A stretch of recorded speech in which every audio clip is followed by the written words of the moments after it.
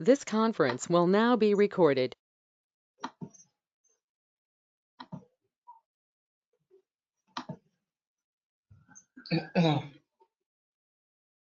अद्य बुधवासरः अथवा सौम्यवासरः आषाढ कृष्ण दशमी दिनांक 15 जुलै 2020 चरक सूत्रस्थान अध्याय 25 अग्रे संग्रह गुरुभोजनम दुर्विपाककरणम् शंखं चक्रं जलौकान् ददतमृतघटं चारुदोर्भिश्चतुर्भिः सूक्ष्मस्वच्छातिहृद्यां शुकतरिविलसन् मौलिमं भोजनेतरं कालाम्भोदोज्ज्वलाङ्गं कटितटविलसच्चारुपीताम्बराढ्यं वन्दे धन्वन्तरिन्दं निखिलगतवन प्रौढदावाग्निलीलं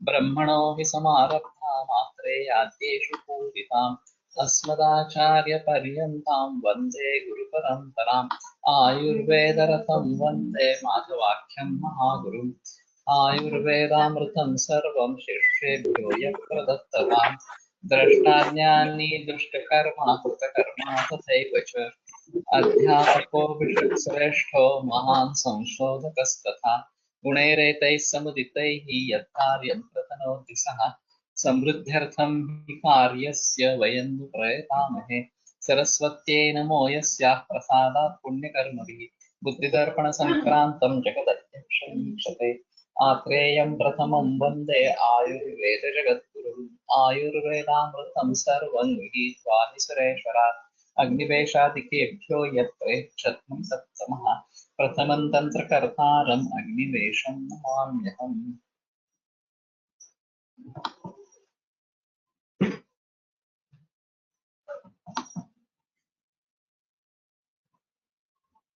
वेगसन्धारणम् अनारोग्यकराणाम्।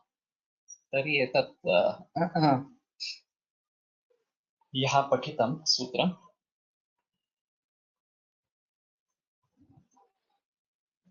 मद्यं सौमनस्य जननानां सौमनस्य जननेषु भावेषु अथवा सौमनस्य जननानां मद्यं श्रेष्ठम् इति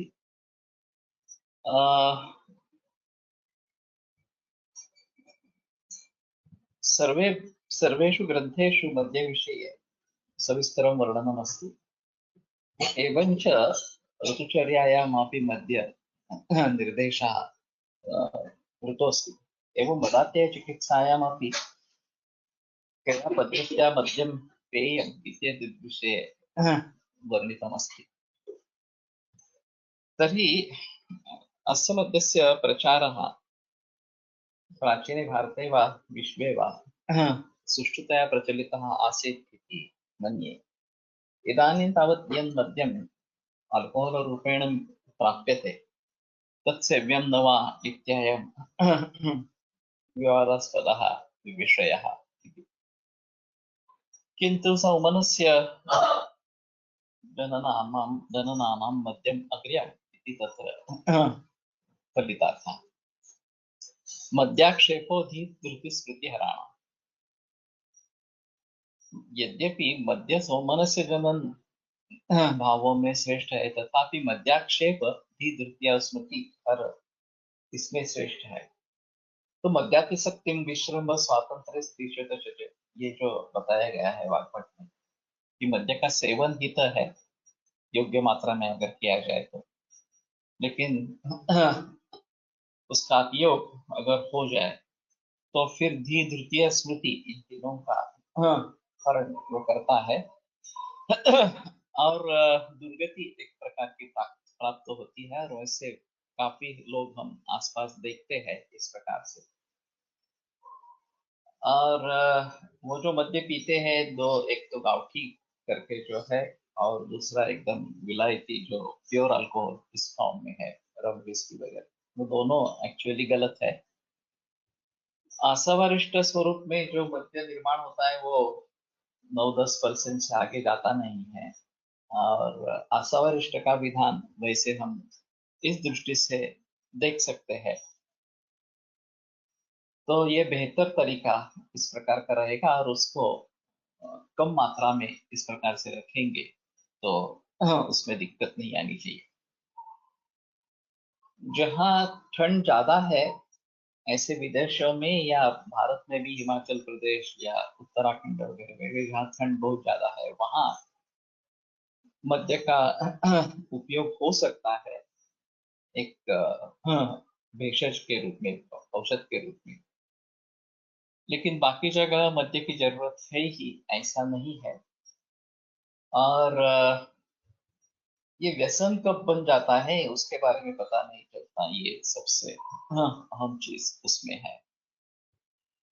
गुरु भोजनम दुर्विपाक कराना, तो दुर्विपाक करने वाले चीजों में गुरु भोजन ये सबसे श्रेष्ठ इस प्रकार का। तो वैसे देखा जाए कि अग्नि की सापेक्ष यह विचार है, अग्नि कैसा है और भोजन किस प्रकार का, कितनी मात्रा में ले रहे हैं, मनस्थिति क्या है, इसके सभी के ऊपर पचन अच्छा होना या नहीं होना ये निर्भर रहता है। तो वास्तविक में सौमनस्य अगर नहीं है, तन्मना बुद्धि इस प्रकार की स्थिति नहीं है, तो भी पचन नहीं होता और ये काफी मुश्किल होता है।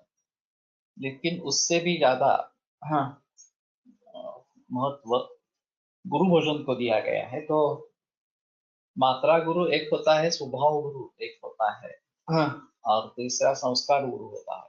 तीनों तरीके से गुरुत्व आ जाता है। तो ये देखना चाहिए कि स्वभाव लघु द्रव्यों का सेवन हो, संस्कार से भी या मात्रा से भी उसमें गुरुत्व नहीं प्राप्त किया गया हो, तो वो पचन होने में ज्यादा तकलीफ नहीं देगा। नहीं तो ये दुर्विपाक कर इसमें श्रेष्ठ इस प्रकार का गुरु भोजन बताया गया है। एकाशन भोजनम सुख परिणाम कराना, अगर एक ही दफा खाना खाते हैं, एक ही समय खाना खाते हैं, तो सुख परिणाम कर भावों में वो श्रेष्ठ इस प्रकार का है। तो इस प्रकार का एकाशन सुश्रुत संहिता में लिखा गया है। और जैनों में भी कभी कभी ये करते हैं, आरंभिल करते हैं, उसमें रूखा खाते हैं, ये भी एक अलग चीज है। लेकिन एकाशन करेंगे तो अग्नि के ऊपर का जो दबाव है वो बिल्कुल कम हो जाता है, और उसको भली भांति पचन करने के लिए अवसर मिलता है। तो सुख परिणाम इस प्रकार से उसका होता है। तो जैसे कि मैंने कोल्हटकर जी की बात कही थी, कृष्णा जी कोल्हटकर और उनकी पत्नी, दोनों ने एकभुक्त रहने का निर्णय किया था। और उनका कहना था ये करने से दो तरीके से फायदे हुए। एक तो खर्चा कम हो गया, और पचन सुधरने के कारण स्फूर्ति बढ़ गई। ऐसा नहीं हुआ कि स्फूर्ति कम हुई, उल्टी स्फूर्ति बढ़ गई इस प्रकार से। तो उनका पत्नी का एक अजब अनुभव है कि उन्होंने लिखा था कि इस प्रकार से एक पत्थर से दो पंछी मारे गए।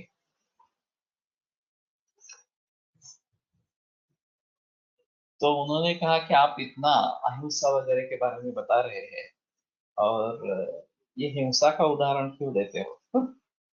तो उन्होंने वो चेंज किया, और फिर उसको एक ही पदार्थ से, एक ही अन्न से दो पंछियों का पोषण आरंभ किया। ऐसा उन्होंने इसको परिवर्तित किया, इस उदाहरण को परिवर्तित किया।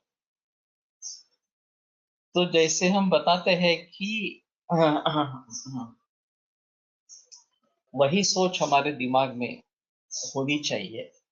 जैसे हम आयुर्वेद के बारे में सोचेंगे तो सभी जगह आयुर्वेद ही देखे इस प्रकार से, तो योग कर रहे हैं तो सभी जगह योग ही देखे, ये ज्यादा बेहतर है। मद्य छोड़ने के लिए आसवारिष्ट कह सकते हैं, और जिस तरीके का मद्य पीने की आदत है उससे अलग इस प्रकार का होगा। सुख परिणाम पचन के बारे में है। अग्नि और माइंड में अग्नि के ज्यादा संबंध होगा।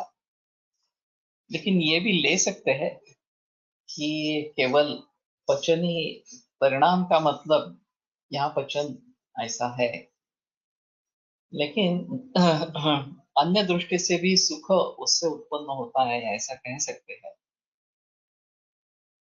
तो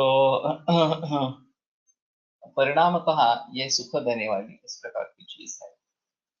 जैसे कि मैंने अभी ये ऑडियो रिकॉर्डिंग्स में जिक्र किया था कि शाम का खाना पर्टिकुलरली उतना ही बनावे जितना खत्म हो सके, जितना सभी के लिए पर्याप्त हो। और फिर ये बचने वाला है उस इसलिए उसको उसी दिन खा लेना या फ्रीज में रखकर दूसरे दिन खाना वगैरह वगैरह, ये सब गलत चीजें हैं। तो ऐसा करेंगे तो अन्न की बचत होगी, और वो बहुत आवश्यक इस प्रकार की है। तो सभी के लिए अन्न पर्याप्त होना चाहिए। और वैसे नैसर्गिक खेती करेंगे तो भी अन्न पर्याप्त ही रहेगा। सिर्फ ये बात है कि अन्न फेंका जाता है तो वो नहीं होना है, पानी अंदर ना, वो नहीं होना है कि अन्न को हम फेंक दे इस प्रकार से। वयाप्रमाणे अग्नीचा विचार केला तर अन्नासाठी नंतर म्हणजे कमी व्हायला लागतं असं काही गोष्ट आहे ना। पण मग तेव्हापासून ते खायचे तर गोळ लावायला पाहिजे आहे। वय के हिसाब से अग्नि का बल भी कम होता है, और उतनी ज्यादा खाने की भी जरूरत नहीं रहती है। अगर आपका शारीरिक कष्ट ज्यादा है तो ही आपको ज्यादा खाने की जरूरत पड़ेगी, अगर नहीं है तो हाँ, कम खाने से भी निर्वाह हो सकता है, ये सबसे है। सो एकाशन भोजनम सुख परिणाम कराणाम, स्त्रीषु अतिप्रसंगः शोषकराणाम। तो स्त्रियों के बारे में अति प्रसंग या अति व्यवाय इस प्रकार का, ये शोषकर भावों में सबसे श्रेष्ठ इस प्रकार का है। और अध्वशोष वगैरह भी है, लेकिन ये व्यवाय जनित शोष जो है वो सबसे ज्यादा परिणामकारक इस प्रकार का है, सबसे ज्यादा बलवान है। तो उसके बारे में सोचना है। से अति प्रसंग न हो, जो भी उन्होंने परिमाण बताया है कि सेवेत कामत कामम तृप्तो वाचिकृते धीमे, हेमंत और शिशिर में अपनी मर्जी के अनुसार व्यवहार का सेवन करे, लेकिन तृप्तो वाचिकृते ही, वाचिकरण औषधों से तृप्त होकर ये करना है। त्रिहाद वसंत शरदों पक्षात वर्षा निदाने, वसंत और शरद में 3-3 दिन के बाद, और पक्ष यह वर्षा और निदाग, सो बरसात का ऋतु और ये ग्रीष्म ऋतु, इसमें 15 दिन के बाद, इतना वो कम बताया गया है। तो ये करना जरूरी है। शुक्र वेग निग्रह शांड्य कराना, उसके बावजूद अगर शुक्र वेग निग्रह भी हो गया तो वो शांड्य कर चीजों में श्रेष्ठ इस प्रकार का है। कल की एक इस प्रकार की वार्ता थी कि भारत में नपुंसकत्व का प्रमाण बहुत बढ़ रहा है इस प्रकार से। तो ये सोचने की चीज है। वैसे हाइब्रिडाइजेशन जब से आया है तो उसमें शुक्र धातु का हनन इस प्रकार का है, तो हमारे शुक्र के ऊपर उसका परिणाम होने ही वाला है। और आगे चलकर ये स्ट्रेस जो बहुत बढ़ रहा है। अभी लॉकडाउन के जरिए दो तरीके के फायदे दिखाई दिए। हाँ, एक तो पर्यावरण शुद्धि हो गई और फैमिली रिलेशंस बढ़ गए, अच्छे हुए इस प्रकार के। बहुत सारे लोगों ने अपने अपने केसेस वापस ले लिए, जो फैमिली कोर्ट में झगड़े चल रहे थे वो वापस ले लिए। तो ये भी नतीजा कहीं आया है, कहीं अत्याचार के अत्याचार की खबरें भी आई है। दोनों की तरफ से आ रहे हैं, पुरुषों की तरफ से भी आ रही है, ये भी अन्य इस प्रकार का है।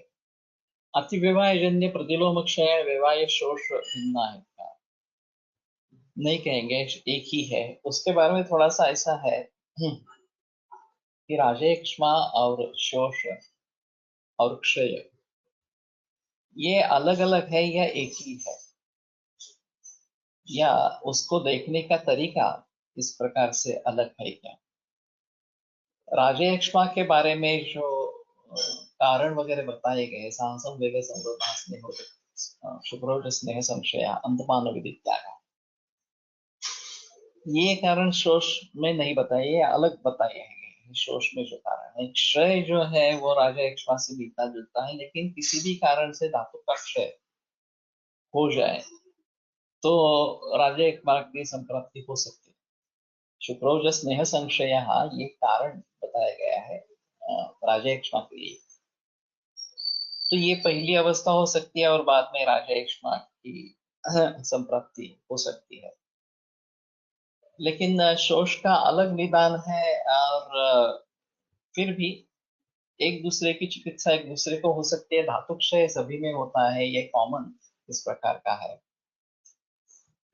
तो कह सकते हैं कि अतएव प्रतिलोम क्षय और विवाह शोष, लेकिन ज्यादातर एक ही रखेंगे, एक ही समझेंगे तो भी ठीक इस प्रकार का है। पराघातनम अन्ना श्रद्धा जनना, दूसरों का नाश करना, पराघातनम इस प्रकार से। ये अन्न अश्रद्धा जनना, अन्न के बारे में अश्रद्धा उत्पन्न होती है, रस व स्रोतस की दृष्टि इस प्रकार की हो जाती है, और हमें अन्न चाहिए ये भावना नहीं रहती अन्न के बारे में। हाँ, नाश करना, आघात, पर आघात है, दूसरे पर आघात करना, उसको मारना। आहे की आता ते आपण उंदीर मारल्यानंतर उसका मानसिक परिणाम होता है। हाँ, वो डिपेंड करता है कौन सी कंडीशन है, क्या है इस प्रकार से। वैसे हम अभी योग सीख रहे हैं तो अहिंसा प्राणवर्धना नाम है हमारे लिए भी सूत्र है, और अहिंसा सत्य अस्तेय वगैरह ये यम है, तो उनके बारे में जिक्र होगा जब वो पढ़ेंगे। शोष्म यक्ष्मा एक क्षय अनुलोम प्रतिलोम मुड़े,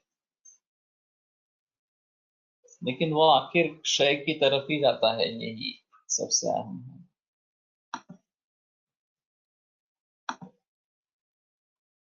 क्षय अनुलोम प्रतिलोम मुळे यक्ष्मा होतो, तो क्षय लीड्स टू यक्ष्मा, ये एक बात है। शुक्रोज स्नेह संशय ये जो बताया गया है वहां पे, मर्डर करने वाले को कहा होता ऐसा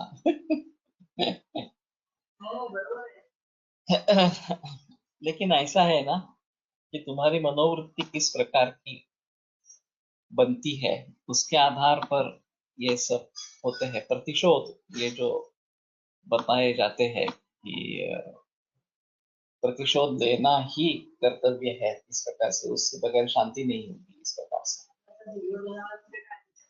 तो इसी प्रकार से ये हो सकता है थोड़ा सा। हाँ, इसके बारे में साइकोलॉजी में काफी संदेह इस प्रकार के है। उनका कहना है कि परिस्थिति ही आदमी को इस प्रकार का बनाती है, लेकिन परिस्थिति कौन सी भी हो, उसकी सोच किस प्रकार की है, उसके आधार पर वो उसका विश्लेषण करता रहता है, और हमारा दोष नहीं है, दूसरे किसी और का दोष है या परिस्थिति का दोष है, ऐसे ही बताता रहता है। तो ये वास्तव में नहीं होना है। साइकोलॉजी का कहना है कि 5 बरस तक का बालक अपराध नहीं कर सकता, क्राइम नहीं कर सकता, चाहे वो पिस्तौल लेकर किसको मारेगा भी, तो भी उसको पता नहीं है पिस्तौल क्या है, मारना क्या है, परिणाम क्या होते हैं। वो पूरे निरागस इस प्रकार से होते हैं। लेकिन उसके बाद अभी जो सभी पिक्चर्स है, मूवीज आते रहते हैं, तो दृकश्राव्य माध्यमातून होणार परिणामामध्ये समाविष्ट करू शकतो का व्यवहारजन्य शोष? हो सकता है। उसमें हिंसाचार ही समस्या का हल है, ऐसा ही दिखाते रहते, उसको ही हीरो बनाते हैं। और खलनायक जो है वो हिंसाचार शुरू में करता रहता है और उसका अंत हिंसाचार से ही होता है, यही दिखा। अभी चीन का उदाहरण ले लेंगे तो उन्होंने घुसपैठ की, ये तो सही बात है, लेकिन युद्ध छेड़ने से ये हो सकेगा या नहीं, इसका समूह समस्या का हल होगा या नहीं होगा। पराघातनम इति वधस्थानम चक्रपाणि। ओके, तो ये वधस्थान के बारे में, लेकिन सीधा शब्द का अर्थ करेंगे तो पराघात ये इस प्रकार से हो सकता है, लेकिन ठीक है, ये विशेष अर्थ अगर है कि पराघातन का मतलब वधस्थान इस प्रकार का है, ठीक है। आघात में शारीरिक और मानसिक आएगा, दोनों तरीके से हो सकते हैं, और मानसिक हिंसा ज्यादा तीव्र है वो ज्यादा परिणाम करने वाली इस प्रकार की है। तो हिंसा स्तेयान नथा काम पैशन्य परुषा नृत्य, ये कायिक वाचिक मानसिक तीनों प्रकार की हिंसा बताई गई। वाचिक भी हिंसा इस प्रकार की होती है। मध्यमान प्राणी दर्शनादि घृणया नान्य श्रद्धा स्या,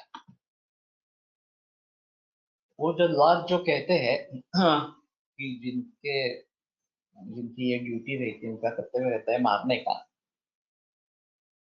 तो स्पेसिफिक लोग होते हैं और उनका वही काम होता है,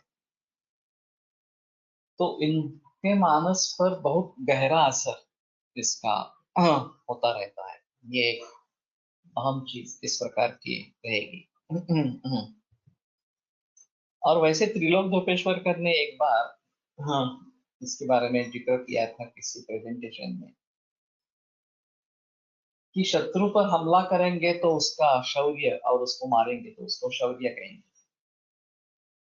और ऐसे ही किसी व्यक्ति का नुकसान करेंगे, उसकी हिंसा करेंगे तो उसको क्रौर्य कहेंगे। वास्तव में हिंसा ही दोनों में कॉमन इस प्रकार की है, देखने का एंगल अलग अलग इस प्रकार का है। ये फिलहाल महाभारत में जो चल रहा है तो उसमें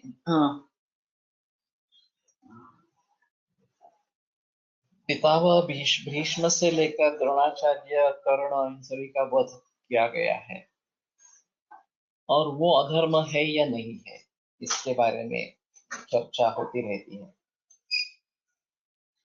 तो कृष्ण का कहना है कि धर्म को स्थापित करने के लिए किया हुआ इस प्रकार का अधर्म अधर्म नहीं है इस प्रकार। तो धर्म क्या है और अधर्म क्या है, ये समझना काफी मुश्किल इस प्रकार का है। पराघातन क्रियापद म्हणून आले आहे की कर्म,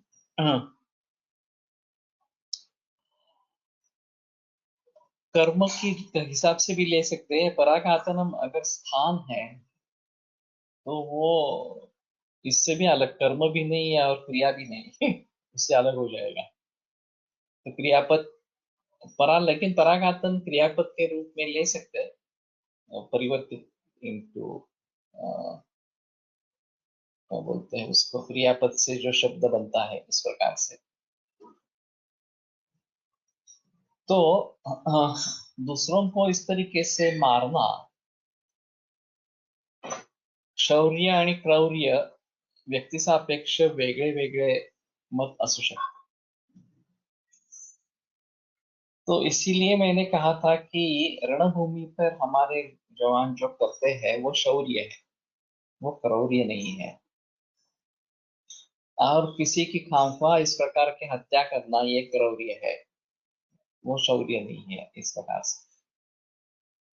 लेकिन दोनों में हिंसा ही है इस प्रकार से। तो ये काफी मुश्किल है इसके बारे में समझ पाना। और कब क्या कहेंगे इसके बारे में थोड़ा सा हिंसामध्ये सगळ्याच हिंसा आहेत, धैर्य क्रौर्य या दोन्हीतील आणि दोन्ही वर्ग सांगितलेले आहेत। अगर हम योग का अभ्यास कर रहे हैं तो अहिंसा प्राणवर्धना नाम ये आयुर्वेद में भी आया है, और अहिंसा सत्यास्तेय योग में आया है। तो वहां हिंसा न करना यही धर्म है वास्तव में इस प्रकार से। लेकिन ये किन व्यक्तियों के लिए है जिसको योग करना है,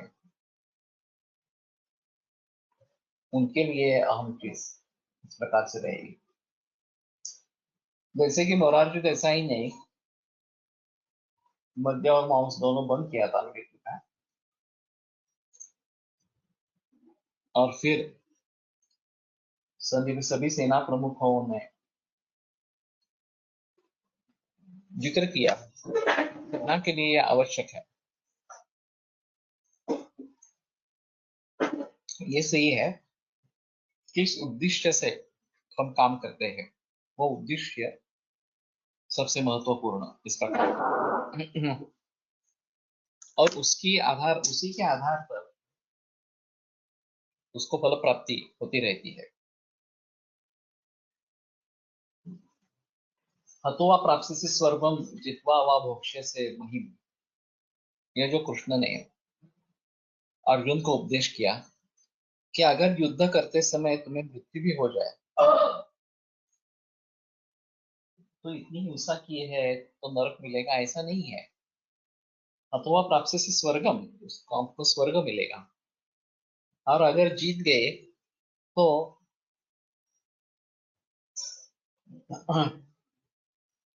मोक्ष से महिम, एक उपभोग इसका ले सकेगा।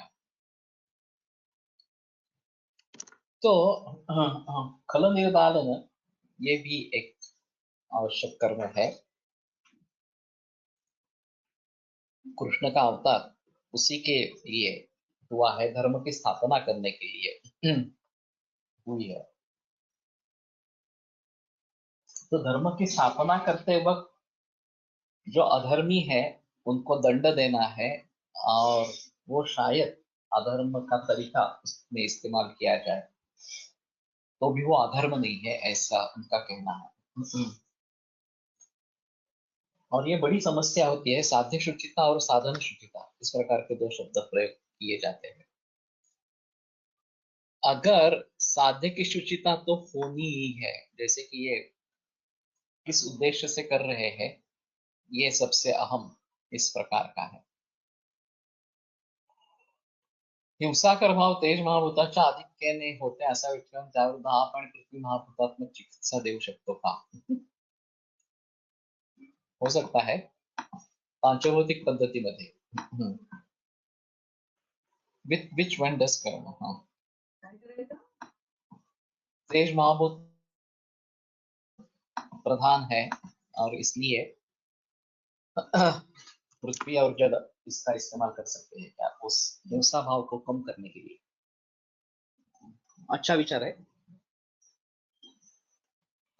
उस व्यक्ति की वैसी इच्छा होनी चाहिए कि मुझे इससे छुटकारा पाना है, और उसका मूल है क्रोध, और क्रोध का मूल मोह इस प्रकार का है, और मोह का मूल अज्ञान इस प्रकार का है। तो स्मृत्वा स्वभावम भावाना स्मरण दुखात प्रमुच्यते, तो भावों का स्वभाव अगर हम समझे भली भांति तो उससे हम दूर हो सकते हैं। तो क्रोध कैसे कम हो जाए ये सोचना है। विश्वामित्र और वशिष्ठ की कथा प्रख्यात है इसके बारे में कि विश्वामित्र ने सदैव ही वशिष्ठ का मत्सर इस प्रकार का किया है, और जब उन्होंने वशिष्ठ और अरुंधति का संवाद सुना तो उनको शर्म आने लगी, उन्होंने क्षमा मांगी, और फिर वो ब्रह्मर्षि बने, राजर्षि से ब्रह्मर्षि बने इस प्रकार से। तो ये क्रोध ये जो है उसका मूल था वो मत्सर, वो ब्रह्मर्षि है और मैं नहीं हूं इस प्रकार से ये भावना उसमें थी। तो मेरे कहने का मतलब है कि हिंसा जो है वो सर्वथा समर्थनीय है या नहीं है, ये एक अलग चीज इस प्रकार की रहेगी। हमारा मकसद क्या है उसके ऊपर हिंसा करना अनिवार्य है या नहीं है, इसके बारे में थोड़ा सोच करना पड़ेगा। नहीं तो इन लोगों ने, राम ने, कृष्ण ने जो हिंसा की है उसको क्या कहेंगे? वो अगर गलत है इस प्रकार से हम बता देंगे, तो वैसे राक्षस वगैरह जो कर रहे थे वो क्या कर रहे थे, दुर्योधन क्या कर रहा था? तो ये सभी के बारे में थोड़ा सोचने की जरूरत इस प्रकार की है। और वास्तव में धर्म क्या है, अधर्म क्या है, ये सोचना काफी मुश्किल इस प्रकार का है। लेकिन ठीक है, जहां तक हो सके हम अहिंसा का अवलंबन करें, यही ज्यादा बेहतर है। क्रोधाचार विरुद्ध काम is statement how it should be Karuna by logic. ये एक द्वंद्व बताए गए हैं। कामजो याति क्रोधेन, क्रोध काम्यन क्रोध समुद्भवा, इस प्रकार का। और वैसे भी पित्त की चिकित्सा के बारे में बताते हुए इसके बारे में जिक्र किया गया है कि मनोहर कलालापा शेषवत सारिका शिकाः वगैरह वगैरह इस प्रकार के भी बताए गए हैं। और प्रिय स्त्रियां इस प्रकार से भी बताया गया है जो काम को उत्तेजित करती करती रहेगी। लेकिन दया क्षमा ये उससे भी आगे है। सभी जगह काम इस्तेमाल में नहीं लाया जा सकता। जैसे द्रौपदी का वस्त्रहरण होने के बाद कृष्ण ने जो उसको सलाह दी है कि तुम पहले दुर्योधन को माफ करो, क्षमा करो, फिर अपने पतियों को क्षमा करो। तो ये बहुत अजीब है सलाह इस प्रकार से। और उसमें काम का कोई संबंध नहीं, उसमें करुणा ही होनी है। सुतराम अनुकंपित, ये जो बताया गया है, ये जो अमार्ग भ्रष्ट इस प्रकार के हो गए, मार्ग भ्रष्ट हो गए, उनके बारे में हमारे मन में करुणा ही होनी चाहिए। वो क्यों होता है, कैसे होता है, ये एक अलग चीज इस प्रकार की रहेगी। जैसे कि ये बताते रहते हैं कि परिस्थिति उनको इस प्रकार से बनाती है, लेकिन उसी परिस्थिति में दूसरे भी लोग हैं जो अच्छे मार्ग पर चलते हैं। ऐसा नहीं है कि सभी बुरे मार्ग पर ही चलते हैं इस प्रकार से। दुष्ट व्यक्ति के साथ की गई हिंसा समर्थनीय है।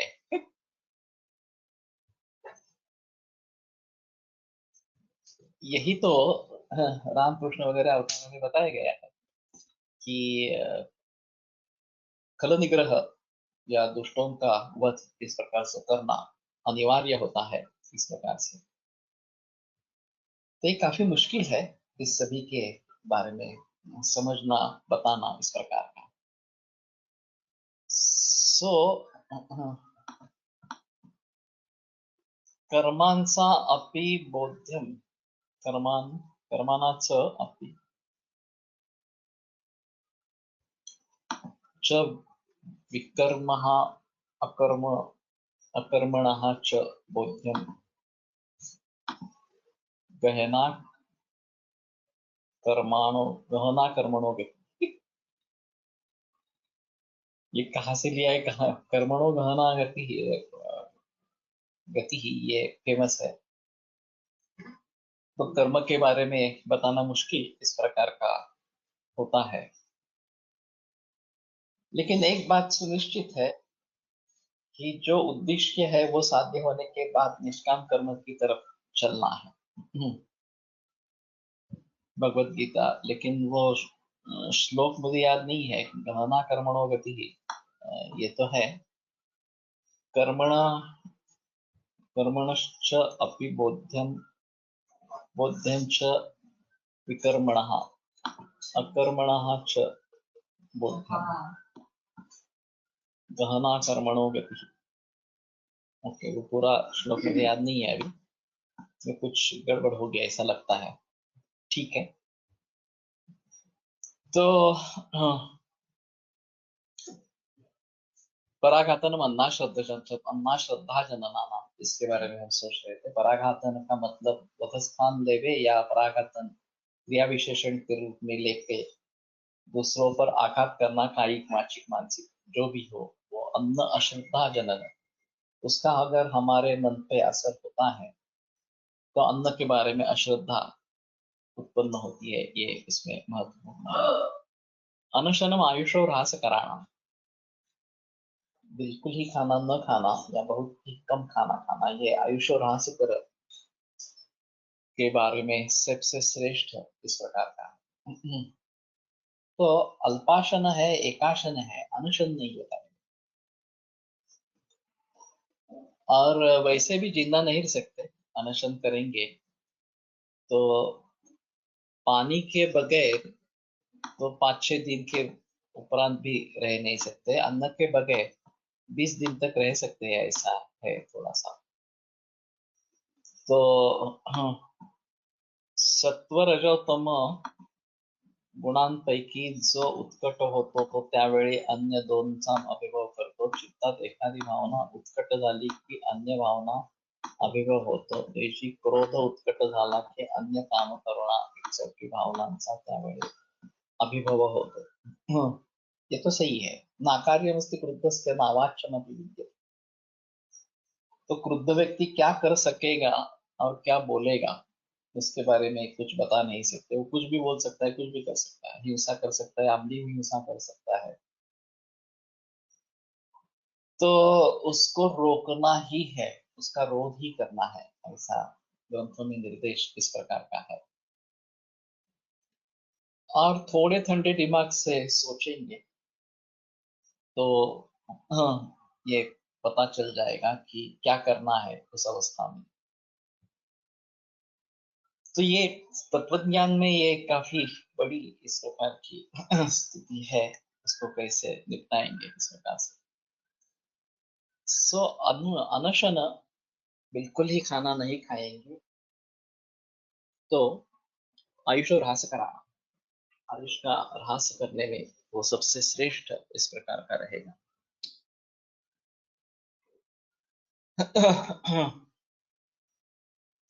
प्रमिताशनम कर्षणीयाम. प्रमित का सीधा साधा मतलब बिल्कुल गिना हुआ, कितना लेना है क्वांटिटी वो गिनकर ले लेना. लेकिन प्रमिताशन का अलग अर्थ टीका में दिया होगा कि कम खाना इस प्रकार का है. और इस प्रकार का अगर हम निग्रह कर सकते हैं कि मुझे कम खाना है तो ये कर सकते हैं. आधी रोटी कम करो, ऐसा मैं कुछ लोगों को सलाह देता हूँ. और इस सलाह को पालने के बाद 1-2 महीने में वजन धीरे धीरे कम होता है, स्फूर्ति बढ़ती है, आंख के लक्षण जो है वो कम हो जाते हैं, वगैरह वगैरह दिखाई देता है. तो ये प्रमिताशन कर्षणीयाना, अगर ज्यादा वेट बढ़ा है, स्थौल्य आ गया है, तो ये प्रमिताशन इसमें काफी अच्छा काम करता है. और कर्षणीय, इस प्रकार से कर्षणीय चीजों में वो श्रेष्ठ है. तो हम इसी तरीके को अपनाते हैं. पहले ब्रेकफास्ट छोड़ देते हैं, ब्रंच और डिनर करने के लिए कहते हैं, और उससे भी ज्यादा जरूरत हो तो डिनर को भी छोड़ देते हैं, उसमें सिर्फ मूंग सूप लेने के लिए कहते हैं, और दोपहर एक ही बार भोजन करने के लिए कहते हैं. तो इसमें काफी परिवर्तन आ जाता है और धीरे धीरे वजन कम होता जाता है और व्यक्ति खुश होने लगती है. तो ये अच्छा इस प्रकार का है. अजीर्णाध्यशनं ग्रहणी दूषणाना. अजीर्णाध्यशन, अजीर्ण के समय में अध्यशन इस प्रकार का. तो अध्यशन का मतलब ही है कि भुक्त से ऊपरी भोजन, एक बार खाने के बाद फिर से खाना खाना इस प्रकार का. और पहला पचा हुआ नहीं है और फिर भी हम ऊपर खा रहे हैं तो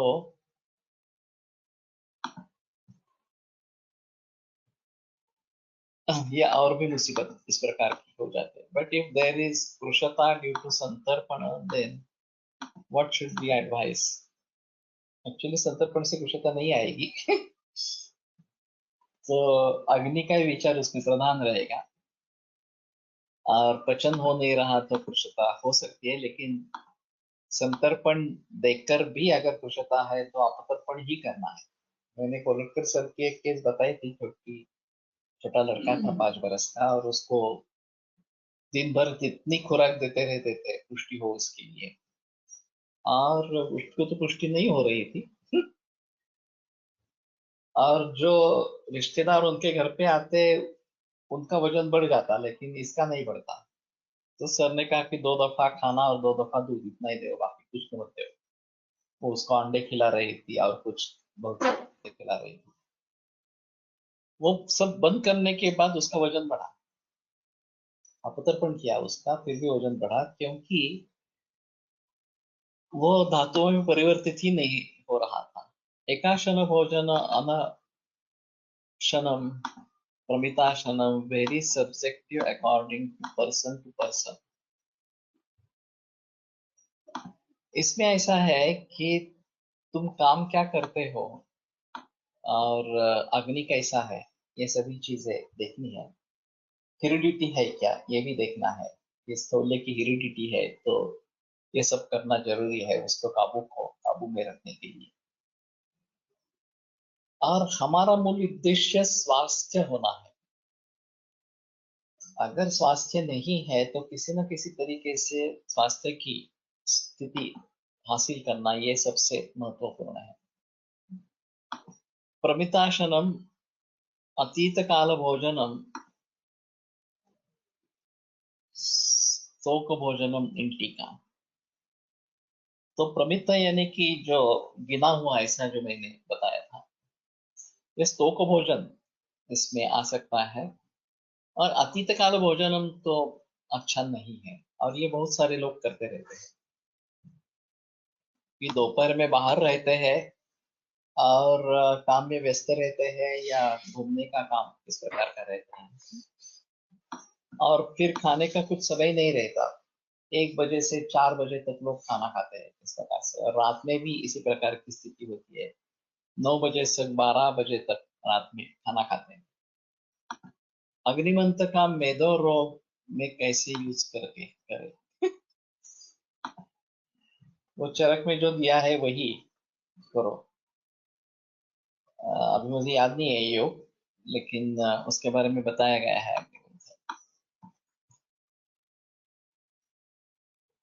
स्थौल्य पेशंट मध्ये अभ्यवहरण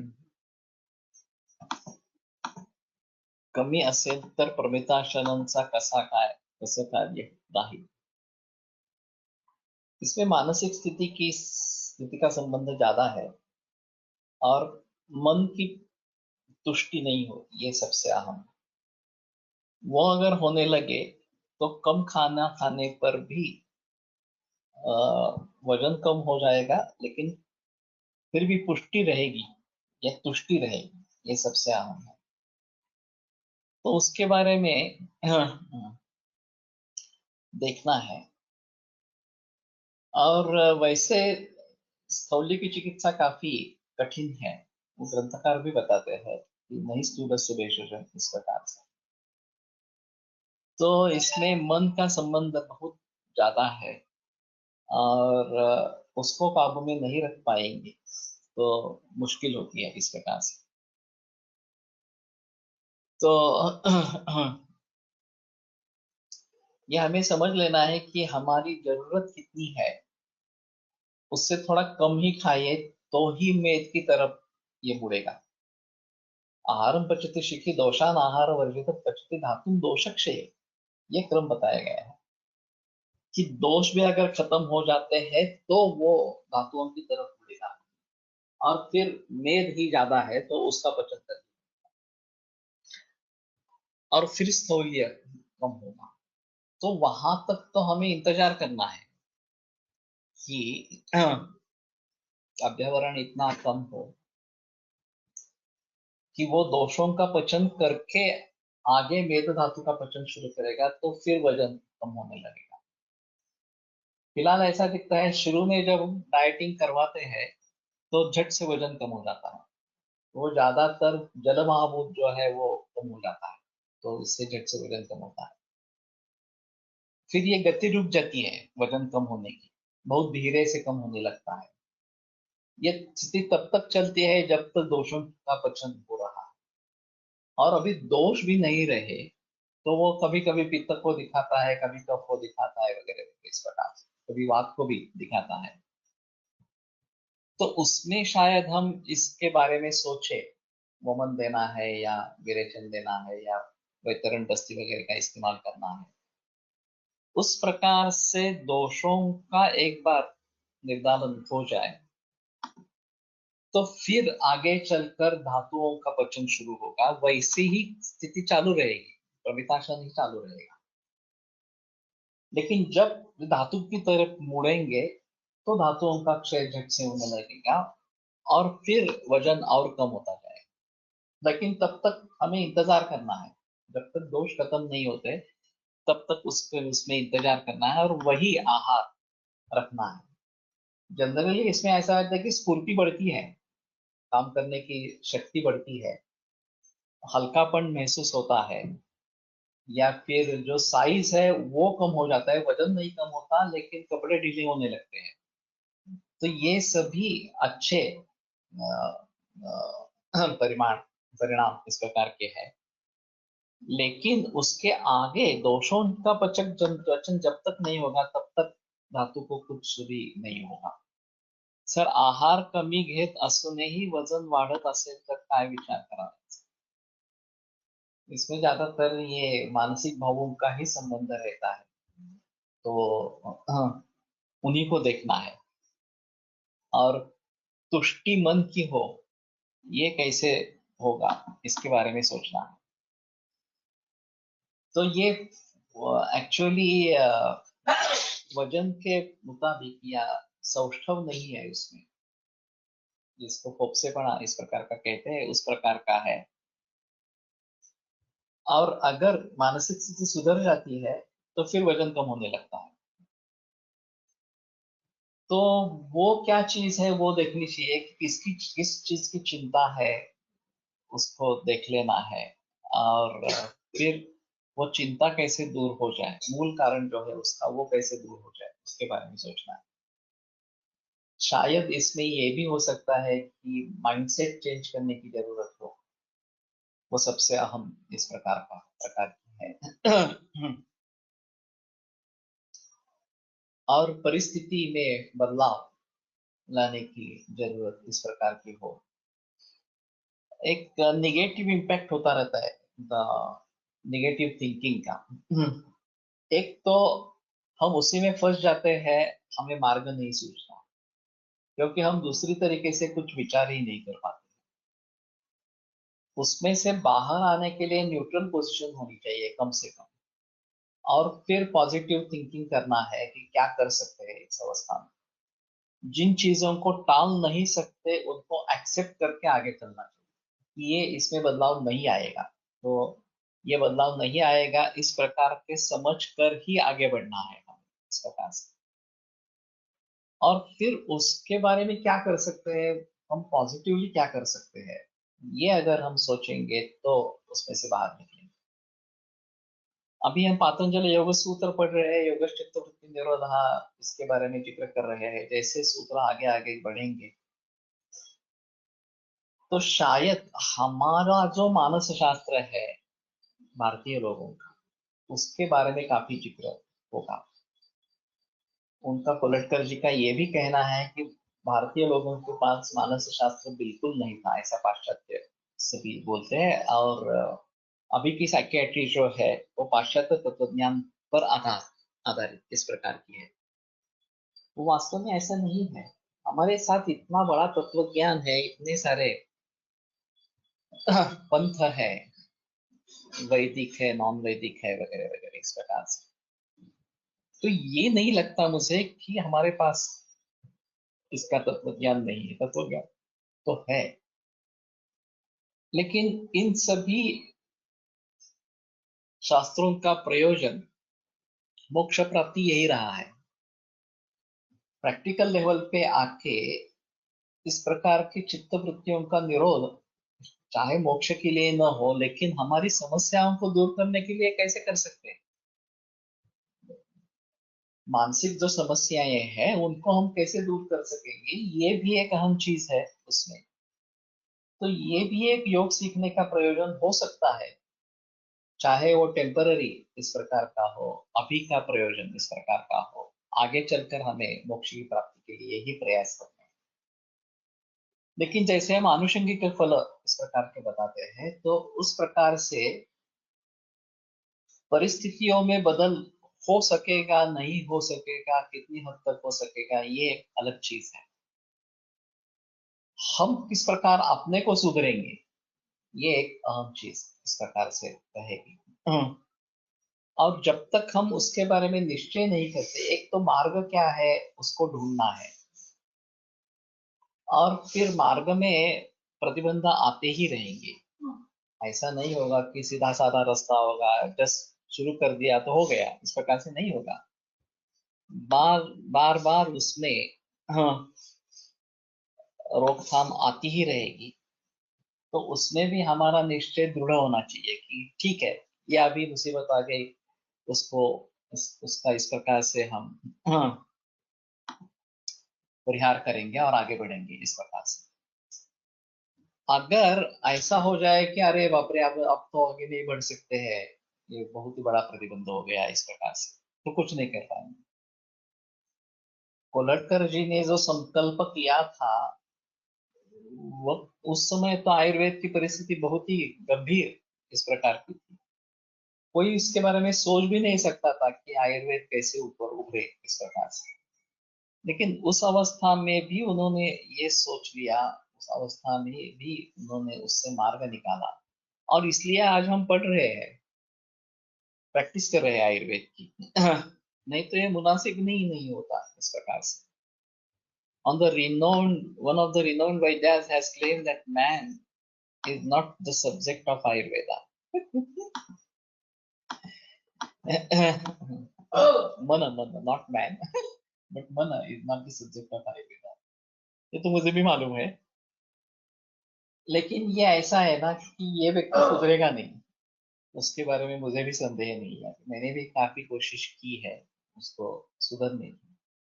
दुर्दैव से वो मेरे छात्र का छात्र है, मेरा भी छात्र है। लेकिन अगर ये विपरीत दृष्टि, ये आगे जो प्रमाण विपर्य विकल्प, ये जो हम आगे पढ़ेंगे, तो मिथ्या ज्ञान ये विपर्य में आ जाता है। हेत्वाभास जिसको बताया गया है, जो सच्चा ज्ञान इस प्रकार का नहीं है, ये भी एक वृत्ति है, चित्त वृत्ति है। शायद वो अगर योग में जुड़ जाए और चित्त वृत्तियों का निरोध करे, तो शायद कुछ फल मिल सकता है उसका, बताना मुश्किल है। दर्शन शास्त्र मानस स्वास्थ्य प्राप्तीसाठी उपयोगी आहे असे म्हणता येईल का? डेफिनेटली कह सकते हैं, उसमें कोई संदेह नहीं है। उसका उस प्रकार से विचार नहीं किया गया। वास्तव में ऐसा है, योग में आसन और प्राणायाम, इनके आधार, इनको पर ज्यादा जोर दिया है। धारणा, ध्यान, समाधि, इनके बारे में ज्यादा जिक्र नहीं है। धारणा के बारे, ध्यान के बारे में है, धारणा के बारे में भी ज्यादा जिक्र नहीं किया जाता। और चित्तवृत्ति निरोध, ये जो मूल मकसद है, उसके बारे में ज्यादा जिक्र नहीं होता। तो उसका अगर हम भली भांति इस्तेमाल कर सके, तो ये बिल्कुल पॉसिबल है, बिल्कुल करना होगा, कर सकेंगे हम, कि मानसिक स्थिति के लिए क्या करना है, या साइकोलॉजी के हिसाब से क्या करना है, उसके बारे में हमें हमें इससे सूत्र मिलेंगे, गाइडेंस मिलेगा। उसके बारे में मुझे कोई संदेह नहीं है। वो कैसे करेंगे, क्या करेंगे, उसके लिए समय दे पाएंगे नहीं पाएंगे, ये अलग चीज इस प्रकार की है। लेकिन अगर हम चित्तवृत्तियों का निरोध कर पाएंगे, तो दूसरों के बारे में भी ये बता सकेंगे, ये अहम चीज है। Charity begins at home. हमें खुद चित्तवृत्तियों का निरोध करना है, तो अभी हम दूसरों को बता सकेंगे, हाँ इस प्रकार के चित्तवृत्ति का निरोध हो सकता है, तुम भी करो, मैं भी करता हूँ, तुम भी करो, इस प्रकार से। लेकिन जब तक हम नहीं करेंगे, तो दूसरा व्यक्ति भी नहीं कर पाएगा।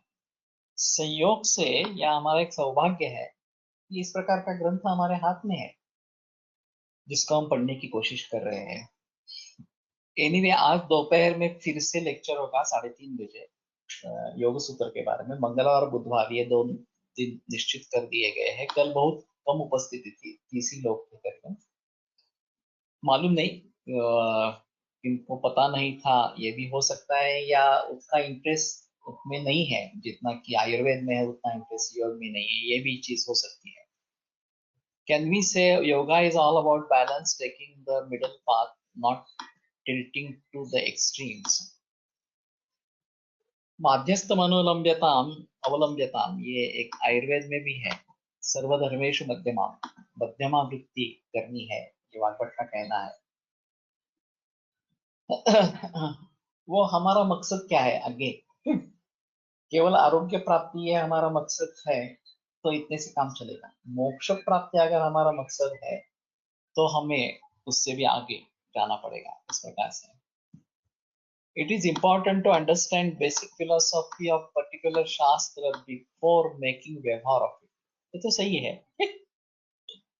लेकिन ये प्रक्रिया निरंतर चलती रहती है। ऐसा नहीं कि हाँ अभी मुझे सब ज्ञान हो गया, अब अभी आगे कुछ करने की जरूरत नहीं है। ऐसी स्थिति नहीं आएगी। हम पढ़ते रहेंगे और पढ़ते ही रहेंगे। जब उस मोक्ष की अवस्था को प्राप्त होंगे तो कुछ करने लायक आगे नहीं रहेगा। तब तक ये पढ़ते रहना इस प्रकार का ही होगा, समझते रहना, उसका प्रैक्टिकल इम्प्लीमेंट करते रहना। लिंक फॉर आफ्टरनून सेशन वो इस ग्रुप, टेलीग्राम ग्रुप में है, आए ना पाकिस्तान नहीं टाकलं इसका वो लिंक टेलीग्रामला टाकशील का? टेलीग्राम ग्रुप में दे देंगे तो वो करो। कल कुछ इश्यू, द लिंक पर नॉट एबल टू ज्वाइन, मालूम नहीं क्यों हुआ। ठीक है, आज एक बार फिर लिंक भेजते हैं। विजुअल था तो ऑडियो नहीं था, अजीब है। तो due to I missed, sir, I was conducting Jalokavacharnan to my patient. Anyway, ये लिंक शेयर की गई है तो कोई प्रॉब्लम नहीं है, योग सूत्र लिंक, तो इसको फॉलो करें, बेहतर ऑप्शन इस प्रकार का रहेगा। शरीर सत्व आत्मा 3 दंड आहेत, मग मनाचा विचार आवश्यक आहे ना, है ना? सत्व में मन भी आता है। सत्व में क्या क्या आता है ये एक अलग चीज है। अहंकार वगैरह जो चीजें है वो भी सत्व संज्ञा से आती है। मन, सत्व, चित्त, ये विभिन्न शब्दों का प्रयोग होता है और उस कॉन्टेक्स्ट में, संदर्भ में उसका अलग अलग अर्थ हो सकता है। तो ये तीनों का विषय आवश्यक है और ये आयुर्वेद की खासियत है वास्तव में देखा जाए तो। एलोपैथी अभी पूरी मैकेनिकल हो गई है और सिर्फ फिजिकल लेवल पर काम करती है। और आदमी जो है या जो भी जीव है जिंदा, कोई भी प्राणी हो, वनस्पति हो, वो सिर्फ फिजिकल बॉडी नहीं है, उसके परे मन है, आत्मा है, बुद्धि है, अहंकार है, ये सब है चीजें।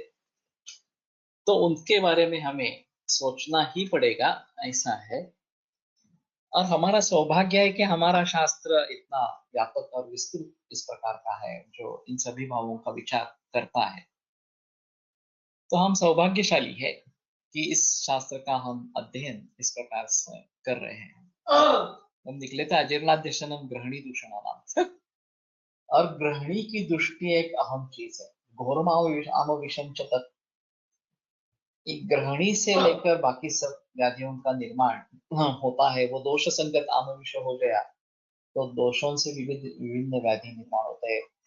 धातुओं से सम्मिश्र हो गया तो विभिन्न धातुओं के विकार निर्माण होते हैं। मलों से संबद्ध हो गया तो उससे विकार होते रहते हैं।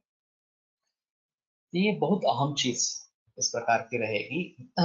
और मैं सोच रहा हूँ, मैं बहुत दिनों से सोच रहा हूँ इसके बारे में कि role of digestive system in association with all other systems, ये एलोपैथी के रिसर्च के जरिए उसको सिद्ध करना है और मूल उसका आधार रहेगा जो आयुर्वेद इस प्रकार का रहेगा।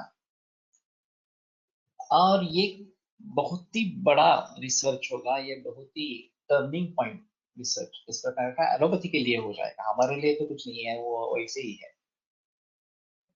लेकिन जब हम किसी गायनाकोलॉजिस्ट के पास जाते हैं, ऑप्थेल्मोलॉजिस्ट के पास जाते हैं, ईएनटी स्पेशलिस्ट के पास जाते हैं, तो उधर परीक्षण करना, खाने पीने के बारे में पूछना, लाइफस्टाइल के बारे में पूछना कोई सवाल ही नहीं है, प्रश्न भी नहीं उठता है मन में कि इस प्रकार से कुछ करना है वगैरह वगैरह, क्योंकि उनका एसोसिएशन ही नहीं है उनके मन में। जो उसकी स्पेशलिटी है उसको देखे बस, बाकी उसका डाइजेशन से, लाइफस्टाइल से क्या संबंध है उसके बारे में कुछ भी सोच नहीं। तो ये अजीब इस प्रकार का तरीका है, और उसके लिए इस प्रकार का रिसर्च काफी अच्छा इस प्रकार का रहेगा। एनीवे, यहाँ पे रुकते हैं और कल फिर सहस्त्र योग से आगे बढ़ेंगे। आयुर्वेद प्रकांडो निगदित इह हि शल्यतंत्र प्रधानः शिष्येभ्यः शाश्वतोऽयं निखिलजनकृपा व्याप्तचित्ते मयेन आयुर्वेदस्य वाञ्छन् पुनरपि भुवने तां च सुष्ठुः प्रतिष्ठान् श्रेष्ठं धन्वन्तरिं तं प्रणमति च सदा वैद्यवर्गो हि नूनम् वैद्यवर्गो हि नूनम्। विरम्यते व्याख्यानव्यापारः। श्वः पुनरपि मिलिष्यामः।